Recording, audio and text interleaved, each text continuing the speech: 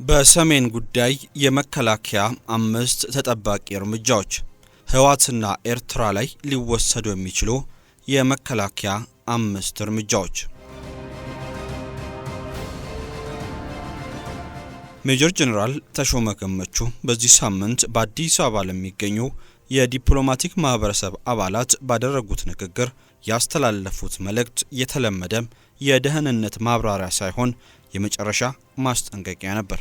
የኤርትራን የደህንነት መዋቅር የህዝባዊ ወያኔ ሓርነት ትግራይ ህወሓት አክራሪ ቡድንና ከፖርት ሱዳን የሚንቀሳቀሱ የሱዳን ወታደራዊ አካላትን በሚስጥር ያገናኛል የተባለው የጽምዶ ተነሳሽነት ይፋ መሆን በአፍሪካ ቀንድ ያለውን ስትራቴጂካዊ ስሌት ሙሉ በሙሉ ቀይሮታል።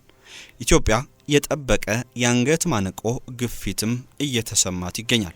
ግብጽ በግልጽ ጠላትነት በፈረጀችበት ሱዳን አዲስ አበባን የፈጣን ድጋፍ ኃይሎችን አሊያም አርኤስኤፍ እያስታጠቀች ነው ብላም በከሰሰችበትና አስመራም በጠቅላይ ሚኒስትር አብይ አህመድ የማወላወል የቀይ ባህር በር ፍለጋም እጅግ በተቆጣችበት በዚህ ወቅት የጽምዶ ጥምረት እንደ ተራ የፖለቲካ ረብሻ ሳይሆን እንደ ህልውና ስጋት እየታየ ነው።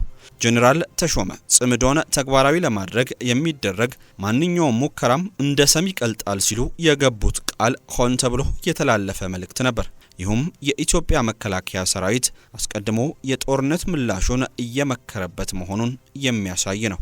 የተወደዳችሁና የተከበራችሁ የሰሞነኛ ቤተሰቦች ቀይ መስመሩ ከተጣሰም የኢትዮጵያ መከላከያ ሰራዊት ሊወስዳቸው የሚችላቸው 5 ተጨባጭ ወታደራዊ አማራጮች ስልታዊ ትንተና ከሚስጥራዊ እገዳም እስከም አስከፊ አጠቃላይ ጦርነት ደረጃ በደረጃም እንደሚከተለው ቀርቧል። እስከ ፍጻሜው ላይክ፣ ሼር እና ሰብስክራይብ እያደረጋችሁ አብራችሁን ቆዩ።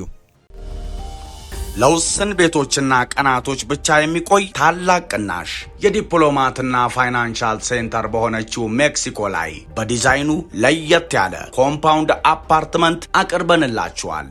አፓርትመንቶቻችን ከባለ 1 እስከ 3 መኝታ ማለትም ከ78 ካሬ እስከ 158 ካሬ በዚህ ዘመናዊ መንደር ውስጥ 2 መዋኛ ገንዳ፣ ጂምናዚየም፣ ሰፋፊ ሊፍቶች፣ የመሮጫ ትራክ፣ የልጆች መጫወቻና ሌሎችንም ባንድ አካቷል።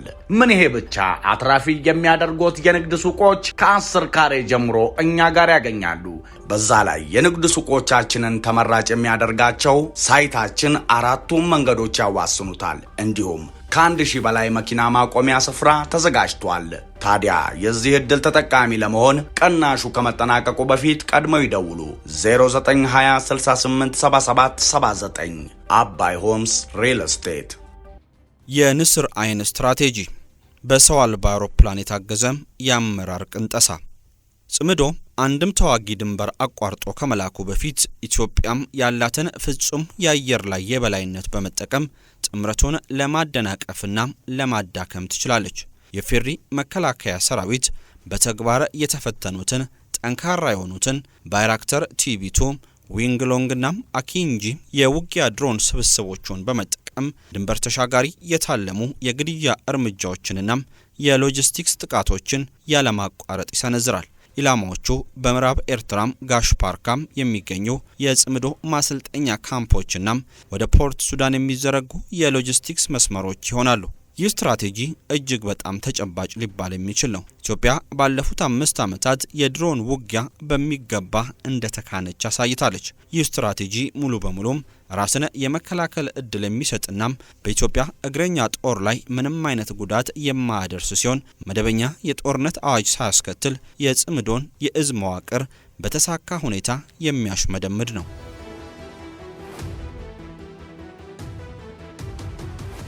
ተመጣጣኝ እርምጃ፣ ጠላትን ከውስጥ ማዳከም። ኤርትራና ሱዳን በአዲስ አበባ ላይ ተቃዋሚዎችን መርዳት ከፈለጉ ኢትዮጵያም ውለታቸውን ትመልሳለች። የውስጥ ደካማ ጎናቸውን ወደሚንቀለቀል እሳት መቀየርም ትችላለች። ኢትዮጵያ እንደ ቀይ ባህር አፋር ዲሞክራሲያዊ ድርጅት ያሉ የኤርትራ ተቃዋሚ ቡድኖችና በዲያስፖራ የሚመራውን የብርጌድ ንሓመዱ ታጣቂ ክንፎችን ታነቃቃለች፣ ታስታጥቃለች። በተመሳሳይ ጊዜም አዲስ አበባ በሱዳን ለሚገኘው የፈጥኖ ደራሽ ኃይል አርኤስኤፍ የምታደርገውን የድብቅ መረጃ ማጋራትና ሎጂስቲክስ ድጋፍ ታጠናክራለች። ይህም የሱዳን መከላከያ ሰራዊት እርስ በርስ ጦርነት ውስጥ እንዲጠመድ ያደርጓል። እጅግ በጣም ሊተገበር የሚችልና የታሪክ ማረጋገጫ ያለው ትልቅ ስትራቴጂም ነው። አስመራና ካርቱም በራሳቸው የጀርባ እሳት ላይ እንዲጠመዱ በማድረግ ኢትዮጵያ የጽምዶን ስጋት ነፃ በሚባል ወጪ ታሸንፈዋለች። ጉዳቱ ምንድነው ካልን አስቀድሞም በእሳት ላይ ባለ ክልል ላይ ነዳጅ ማርከፍከፍ ነው። ይህም ለበርካታ 10 ዓመታት የሚዘልቅ አለመረጋጋትን በአፍሪካ ቀንድ ላይ ሊያስከትል ይችላል።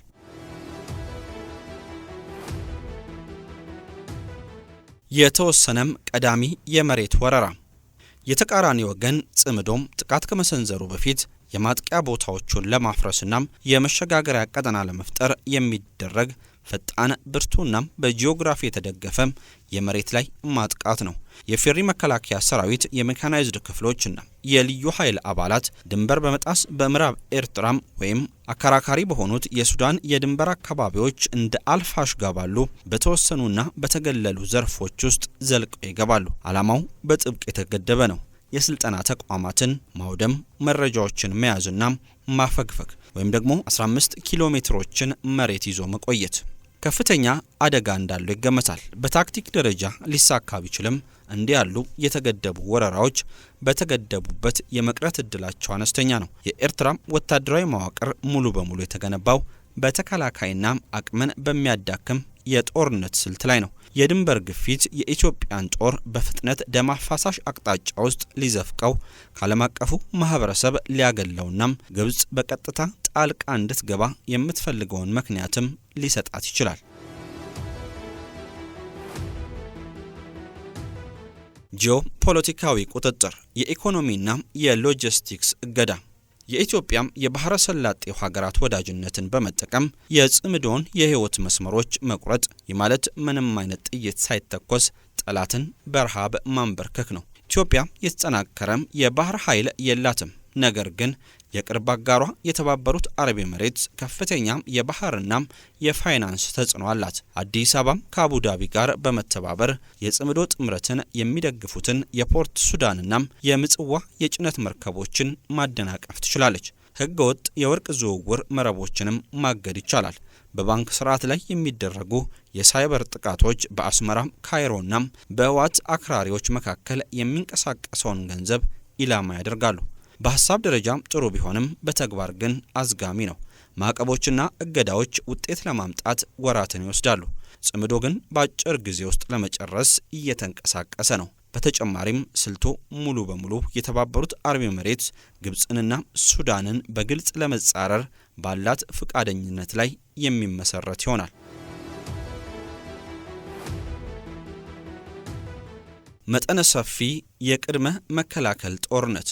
የመጨረሻውና ከፍተኛው አማራጭ በጽምዶ ምክንያት ከኤርትራ ጋር ጦርነት መቅጠም የማይቀር ከሆነም ኢትዮጵያም ቅድሚያውን በመውሰድ የአሰብን የቀይ ባህር ወደብ በኃይል ለመቆጣጠርና ዘላቂ የሆነውን የጂኦግራፊያዊ እገዳን ለመፍታት የምታደርገው ጥረት ነው።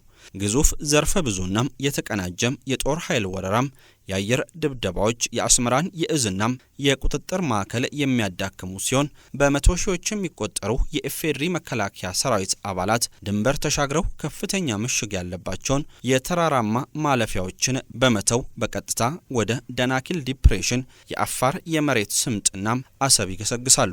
ይህ ስልት አስከፊ የመሆን እድሉ ሰፊ ነው። የጽምዶን ስጋትና የባህር በር ማጣትን ችግር በአንድ ጊዜ መፍታት ቢቻልም የሚያስከትለው ዋጋ ግን እጅግ በጣም ከፍተኛ ይሆናል። ቀድሞውኑ እየተንገዳገደ ያለው የኢትዮጵያ ኢኮኖሚ በድንገተኛ ዓለም አቀፍ ማዕቀቦች ምክንያት ይፈራርሳል። IMF ሁሉንም የገንዘብ ድጋፎች ያቋርጣል። እንዲሁም የሚቀሰቀሰው ጦርነት ግብጽን ወደ ውስጥ ሊጎትታት ስለሚችል ከኢራን ኢራቅ ጦርነት ወዲህ ታይቶ የማይታወቅ ቀጠናዊ ትርምስም ሊፈጠር የሚችልበት እድሉ ሰፊ ነው።